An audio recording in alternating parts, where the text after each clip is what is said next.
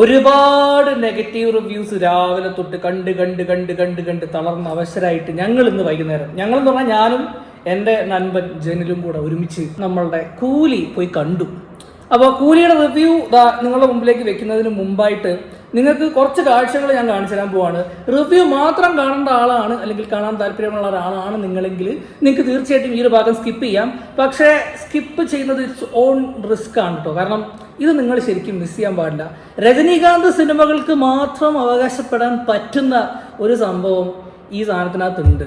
അത് നിങ്ങൾ കണ്ട് എൻജോയ് ചെയ്തിട്ട് ഈ റിവ്യൂ കേൾക്കുന്നതാണ് കുറച്ചുകൂടെ നല്ലത്. ഞങ്ങൾ ഈ പടം കണ്ടത് സ്വാഗത് പൂർണിമ എന്നുള്ള ബാംഗ്ലൂരിലെ ഒരു കട്ട ലോക്കൽ തിയേറ്ററിൽ നിന്നാണ്. അപ്പോൾ ഈ തിയേറ്ററിൽ വരുന്ന ഓഡിയൻസ് അവരുടെ ആ ഒരു റിയാക്ഷൻസും കാര്യങ്ങളൊക്കെ, ഈ ഓഡിയൻസാണ് രജനീകാന്തിൻ്റെ ഫലം. ഇതുപോലെയുള്ള ഓഡിയൻസാണ് രജനീകാന്തിനെ രജനീകാന്ത് ആക്കിയത്. അപ്പം ഈ പറയുന്ന റിവ്യൂകൾക്കോ അല്ലെങ്കിൽ ബാക്കിയുള്ള കാര്യങ്ങൾക്കോ ഒന്നും ഈ ഒരു സ്റ്റാർഡത്തിനെയോ അല്ലെങ്കിൽ ഈ മനുഷ്യനുള്ള സ്വാഗിനെയോ ഒന്നും ഒരു രീതിയിലും ബാധിക്കാൻ പോകുന്നില്ല എന്നുള്ളത് ഞങ്ങൾ ആ തിയേറ്ററിൽ നിന്ന് മനസ്സിലാക്കി. കണ്ടല്ലോ, ഇതായിരുന്നു ഞങ്ങൾ തിയേറ്ററിൽ എൻജോയ് ചെയ്തൊരു കാര്യം. അപ്പം ഞാൻ പറഞ്ഞു തുടങ്ങാൻ പോകുന്ന കാര്യം ഇതാണ്. രാവിലെ തൊട്ട് കൂലി എന്നുള്ള സിനിമ രാവിലെ പോയി കാണാൻ പറ്റാതിരുന്ന രണ്ടുപേരാണ് ഞങ്ങൾ. ഞങ്ങൾക്ക് ശരിക്കും ആഗ്രഹം ഉണ്ടായിരുന്നു, പക്ഷേ ഞങ്ങളുടെ ജോലി സംബന്ധമായിട്ടുള്ള ഉത്തരവാദിത്തങ്ങൾ കൊണ്ട് ഞങ്ങൾക്കത് പറ്റില്ല. ഞാനിത് പറയുന്നതിൻ്റെ കൂടെ തന്നെ എൻ്റെ കൂടെ ഈ സിനിമ കണ്ട ഒരാളും കൂടെ ഇത് പറയുമ്പോൾ I think you will believe it. കൂലിനെ പറ്റി ഒറ്റ വാക്കിൽ പറയാനാണെങ്കിൽ ഞാൻ രാവിലെ തൊട്ട് കുറേ നെഗറ്റീവ് റിവ്യൂസ് കിട്ടാണ് പടത്തിന് പോകാൻ വേണ്ടി. ഞാൻ എൻ്റെ മൈൻഡ് അങ്ങനെ ഒന്ന് പാകപ്പെടുത്തിയെടുത്തു. ഞങ്ങൾ പോകുന്ന വഴി വരെ തിരിച്ചു പറഞ്ഞു, ഞങ്ങൾ ഒരു കരിക്കടയൊക്കെ കണ്ടെന്ന് പറഞ്ഞായിരുന്നു. തിരിച്ചു വരുന്ന വഴി ഇവിടുന്ന് കരിക്കൂടി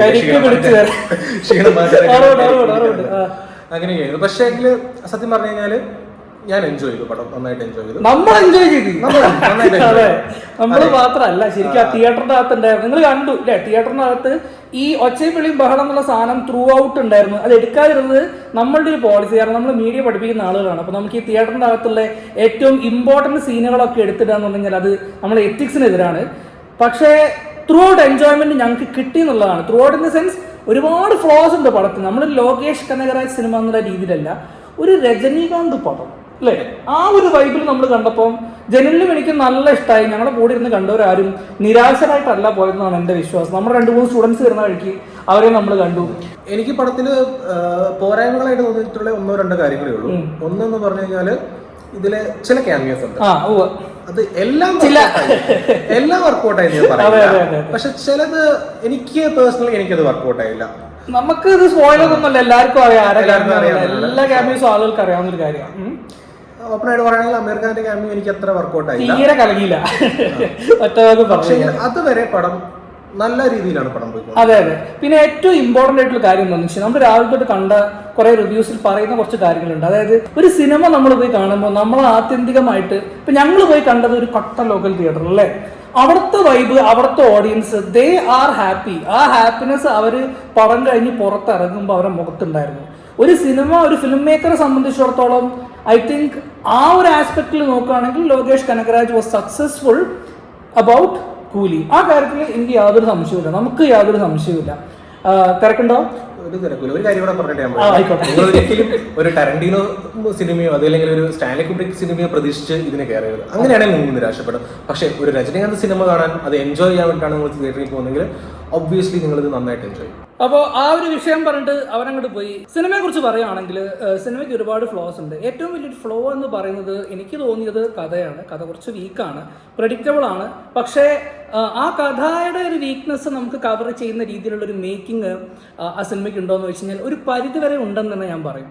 ചില ആക്ഷൻ രംഗങ്ങൾ, എസ്പെഷ്യലി ക്ലൈമാക്സിലേക്ക് പോകുന്ന ആക്ഷൻ രംഗങ്ങളിലൊക്കെ നമ്മൾ എക്സ്പെക്ട് ചെയ്തൊരു സാധനം നമുക്ക് കുറച്ചൊക്കെ കിട്ടുന്നുണ്ട്. അപ്പം ഞാൻ പറഞ്ഞത് എന്താണെന്ന് വെച്ച് കഴിഞ്ഞാൽ ചില ഭാഗങ്ങളിൽ ഈ ഒരു പടം നമ്മൾ എക്സ്പെക്ട് ചെയ്ത ലെവലിൽ കീപ്പ് ചെയ്യാത്തത് കൊണ്ടും അത് ഡ്രോപ്പ് ആയതുകൊണ്ടുമാണ് ഈ ഒരു സിനിമ ഒരു ഗംഭീര സിനിമ, അല്ലെങ്കിൽ നമ്മളിപ്പോൾ ഫോർ എക്സാമ്പിൾ ജയിലർ പോലത്തെ ഒരു സിനിമ നമുക്ക് ഒന്നും കൂടെ കാണാനൊക്കെ തോന്നുന്ന ആ ഒരു എലമെൻറ്റിലേക്ക് ഈ സിനിമ എത്താതിരുന്നത് അതുകൊണ്ടാണ്. പക്ഷേ തീർച്ചയായിട്ടും ഒരാൾ ടിക്കറ്റ് എടുത്ത് തിയേറ്ററിൽ പോയിട്ടൊരു പടം കാണുമ്പോൾ, ഇപ്പം ഞാൻ ഇന്ന് രാവിലെ കണ്ടു, ഇന്ത്യൻ പോലത്തെ അല്ലെങ്കിൽ ഇന്ത്യൻ 2 പോലത്തെ ഒരു സിനിമയായിട്ട് നമ്മൾ കമ്പയർ ചെയ്യാനേ പറ്റില്ല. കാരണം നമ്മൾ തിയേറ്ററിനകത്ത് നന്നായിട്ട് എൻജോയ് ചെയ്യാൻ പറ്റിയെന്നുള്ളതാണ്. നമ്മൾ ഭയങ്കര സൈലൻ്റ് ആയിട്ടോ അല്ലെങ്കിൽ ഈ പറയുന്ന പോലെ ഒരു പടം കാണാൻ കയറിയിട്ട് ആകെ നിരാശരായി ആകെ ശോകമുഖമായിട്ട് ഇറങ്ങിപ്പോന്നിട്ടുള്ള ഒരു സിറ്റുവേഷൻ ഒന്നും ഞങ്ങൾക്ക് ഉണ്ടായിട്ടില്ല. ഇനി നാട്ടുകാർക്ക് മൊത്തം ഭ്രാന്തായതാണോ ഞങ്ങൾക്ക് ഭ്രാന്തായതാണോ ഒന്നും മനസ്സിലായിട്ടില്ല. പക്ഷെ ഞങ്ങൾ കണ്ട കൂലി ഫിലിം എക്സ്പീരിയൻസ് ഞങ്ങൾക്ക് തന്നൊരു എക്സ്പീരിയൻസ് നമുക്ക് പറയാൻ പറ്റുള്ളൂ. ആ ഒരു എക്സ്പീരിയൻസ് വെച്ച് പറയുകയാണെങ്കിൽ കൂലി is definitely A good one time watch and it's much better than his previous film. ഇപ്പോൾ ലാസ്റ്റ് ഇറങ്ങിയ രജനീകാന്ത് ഫിലിമിൻ്റെ പേര് പെട്ടെന്ന് എൻ്റെ മനസ്സിലേക്ക് വരുന്നില്ല, പക്ഷേ ആ ഒരു സിനിമയെക്കാളും എത്രയോ ബെറ്ററാണ്. ജയിലർ എന്നുള്ളൊരു സിനിമ ആ ഒരു ലെവലിലേക്ക് എത്തിയോന്ന് ചോദിച്ചു കഴിഞ്ഞാൽ ഇല്ല എന്ന് തന്നെ പറയേണ്ടി വരും. ഞാൻ ഒരു രജനീകാന്ത് സിനിമ കാണാനാണ് പോയത്, അതുകൊണ്ട് തന്നെ I was happy and I enjoy the movie. അതിന് എനിക്ക് ഒരു താങ്ക്സും കൂടെ പറയാനുള്ളത് ഈ നെഗറ്റീവ് റിവ്യൂ പറഞ്ഞ ആളുകളോട് തന്നെയാണ്. കാരണം അവർ എൻ്റെ മനസ്സിലെ ഒരു മോശം സിനിമ കാണാൻ പ്രിപ്പയർ ചെയ്ത് വെച്ചിരുന്നു. അപ്പോൾ അതും പ്രതീക്ഷിച്ച് പോയി ഈ സിനിമ കണ്ടപ്പം എനിക്ക് തീർച്ചയായിട്ടും വളരെ നല്ലൊരു എക്സ്പീരിയൻസ് തന്നെയാണ് കിട്ടിയത്. സോ ദാറ്റ്സ് ഓൾ അബൌട്ട് കൂലി. Thank you very much for watching. നിങ്ങൾക്ക് തീർച്ചയായിട്ടും തിയേറ്ററിൽ പോയിട്ട് ഈ സിനിമ ഒരു തവണ എന്തായാലും കാണാം. Okay, that's all from Joda speak. Bye. Please like, share and subscribe.